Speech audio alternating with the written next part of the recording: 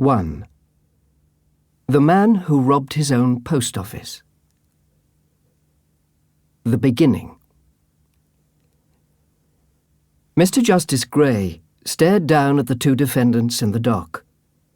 Chris and Sue Haskins had pleaded guilty to the theft of £250,000, being the property of the post office, and to falsifying 4 passports.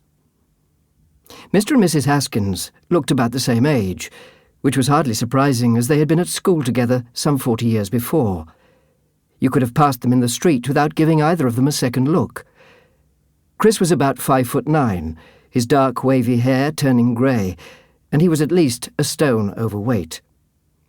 He stood upright in the dock, and although his suit was well worn, his shirt was clean and his striped tie suggested that he was a member of a club. His black shoes looked as if they had been spit and polished every morning. His wife Sue stood by his side. Her neat floral dress and sensible shoes hinted at an organised and tidy woman, but then they were both wearing the clothes that they would normally have worn to church.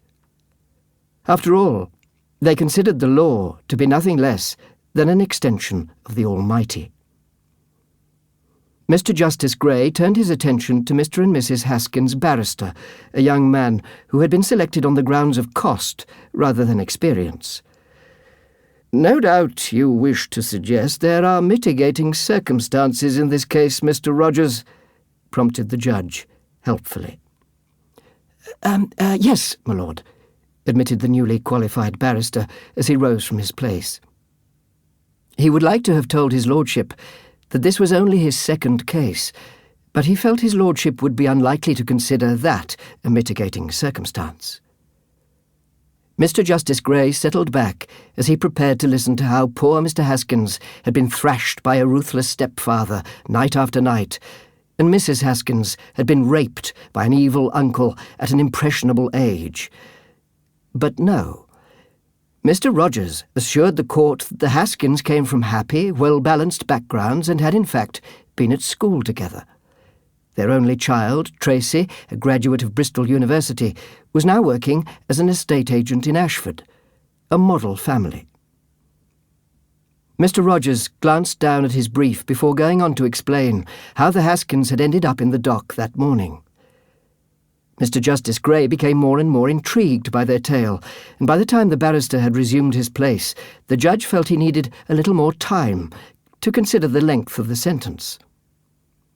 He ordered the two defendants to appear before him the following Monday at 10 o'clock in the forenoon, by which time he would have come to a decision. Mr. Rogers rose a second time. "You were no doubt hoping that I would grant your client's bail, Mr. Rogers?" inquired the judge, raising an eyebrow, and before the surprised young barrister could respond, Mr. Justice Gray said, "Granted." Jasper Gray told his wife about the plight of Mr. and Mrs. Haskins over lunch on Sunday. Long before the judge had devoured his rack of lamb, Vanessa Gray had offered her opinion. "Sentence them both to an hour of community service and then issue a court order instructing the post office to return their original investment in full," she declared, revealing a common sense not always bestowed on the male of the species. To do him justice, the judge agreed with his spouse, although he told her that he would never get away with it. "Why not?" she asked. "Because of the 4 passports." Mr. Justice Gray was not surprised to find Mr. and Mrs. Haskins standing dutifully in the dock at 10 o'clock the following morning. After all, they were not criminals. The judge raised his head, stared down at them and tried to look grave. "You have both pleaded guilty to the crimes of theft from a post office and of falsifying 4 passports. He didn't bother to add any adjectives such as evil, heinous, or even disgraceful, as he didn't consider them appropriate on this occasion. "You have therefore left me with no choice," he continued, "but to send you both to prison."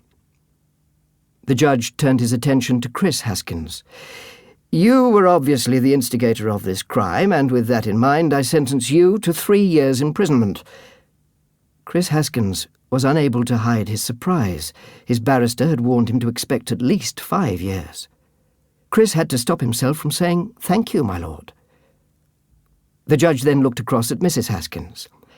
"I accept that your part in this conspiracy was possibly no more than an act of loyalty to your husband. However, you are well aware of the difference between right and wrong, and therefore I shall send you to prison for 1 year."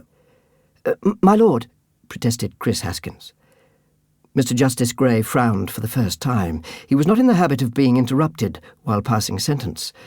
"Mr. Haskins, if it is your intention to appeal against my judgment—" "Oh, certainly not, my lord," said Chris Haskins, interrupting the judge for a second time.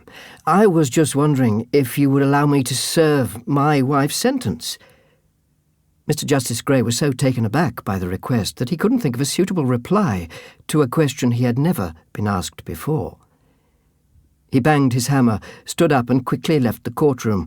An usher hurriedly shouted, "All rise!